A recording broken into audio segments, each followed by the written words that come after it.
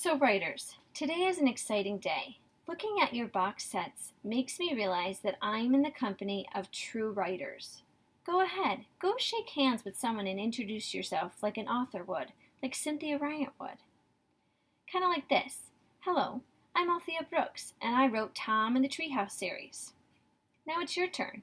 Pause the video and go, but don't forget to come back. Do you know what Cynthia Ryan did right after she finished a series? She wrote another one because she knew her readers wanted more. So we're going to get a chance to do that. Today you will have a chance to show off everything you know about getting started with a fiction series because you have written a lot of series books. Before we start, I want you to really think what makes realistic fiction realistic. We know the fiction means the writers get to pretend, but what about the realistic part?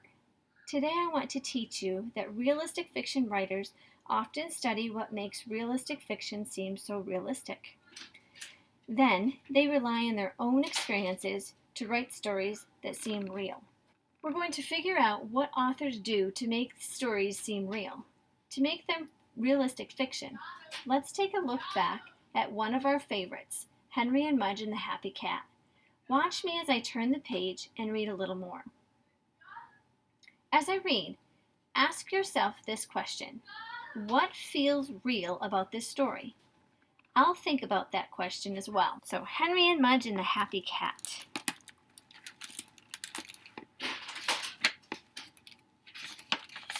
Table of contents. What is it? A good mother, a surprise. What is it? One night, Henry and Henry's father and Henry's big dog Mudge were watching TV. Suddenly, Mudge ran to the door and barked. Henry's father opened the door. Sitting on the steps was the shabbiest cat Henry had ever seen.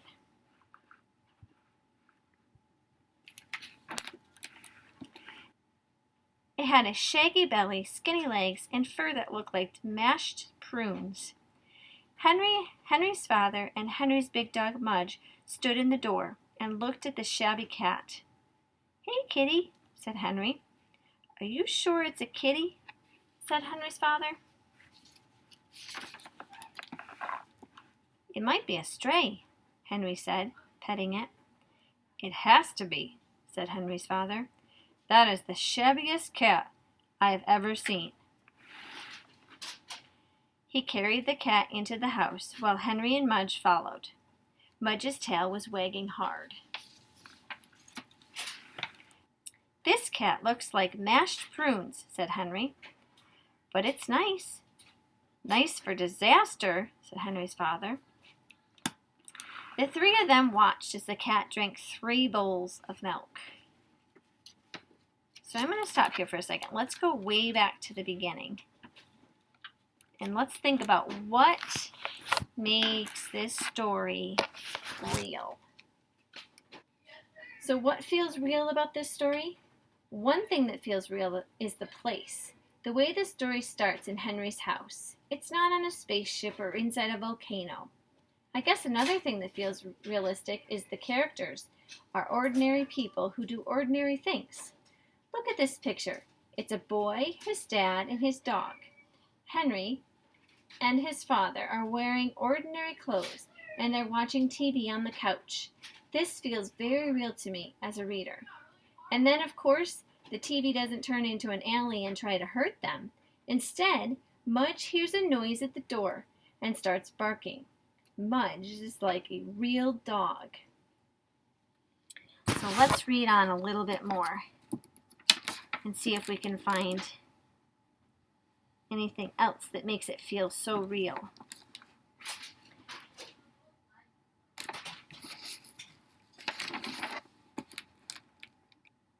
"Can it stay?" Henry asked. "Only until we find a home for it," said his father. He looked hard at the cat. "Do you think it knows it's that shabby?" Henry's father asked. Mudge was licking some milk from the visitor's chin. "Mudge doesn't know," Henry said. "Mudge likes it." "Yes," said Henry's father. But Mudge also likes turkey gizzards. That's another realistic thing. The dog and the cat licking each other. Animals lick each other. I'm going to read on to chapter 2. A good mother. In 1 week, the shabby cat turned into a happy cat. It loved 3 things about Henry's house. It loved the towel closet. It loved the bathtub. And it loved Mudge. In 1 week, the shabby cat had become Mudge's mother. It washed Mudge all the time.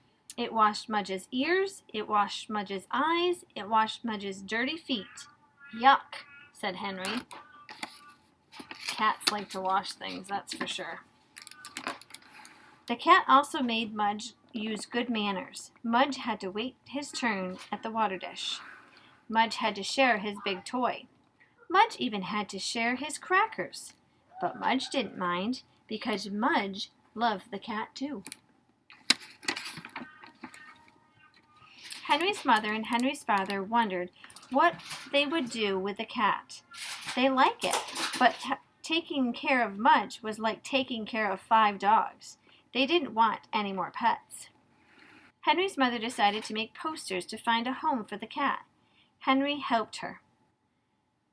"Don't put the cat's picture on them," said Henry's father, "or we'll have the cat forever." Henry and Mudge walked around town with the posters. They put one in the grocery store, and one in the drugstore, and one in the record store. They put a lot of them on trees, and Mudge ate one by mistake. The posters didn't say anything about mashed prunes.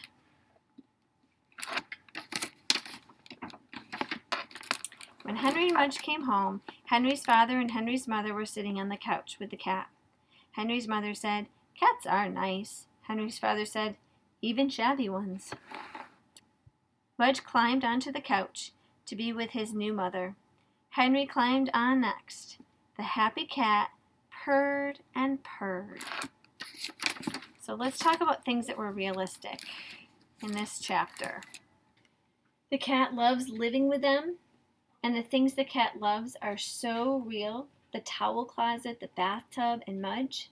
It's not like the cat turned into a ninja and leaves in a spaceship and everyone cries. There's a realistic, happy part when the cat just loves the house. You know, and the cat does real cat things. Cats do like to lick other animals. So writers, we need to think what feels real about this story and zoom in on the author's choices. Like the fact we notice real animals and the animals do real life things, the cat licking everyone and lying in the towels. Now we can really see why Cynthia Reinlant's stories are realistic fiction. Everything is realistic, from the cat who licks to the family snuggled up to the TV. Every part of the story feels so real. Writers, you know how to get started with a new series. There are some charts here that can help you get started. So today, you will start your new series about a new character. As you do this work, add in what you learned today from Cynthia Reinlant about making every part of the story feel real. So you're going to start a new series today. You're going to have a new character, a new place.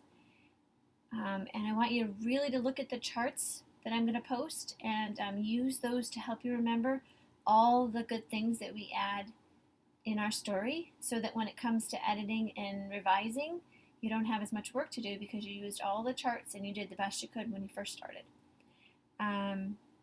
You could post your work today. I know you probably won't be done, but you could show me what you've worked on. Can't wait to hear about your new characters and what they're doing and where they are. Have a great day. Can't wait to see your work.